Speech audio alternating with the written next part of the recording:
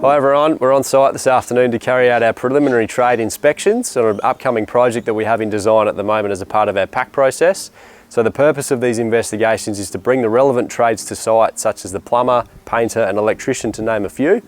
The purpose of the site meeting is for us to inspect the existing dwelling, the connections and services, to ensure that we can allow for any necessary upgrades, repairs or replacements.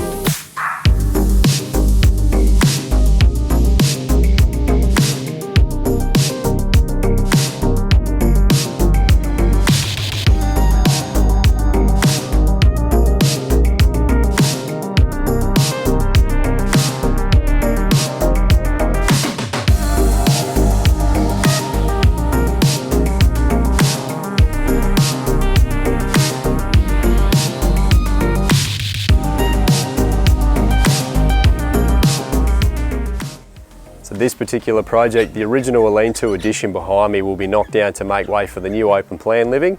So some of the investigating that we do is to ensure that the drains and the electrical system on the original house, whether they're adequate to take the new structure that we're building on. This will consist of a new kitchen, living, dining, a couple of new bathrooms and a laundry.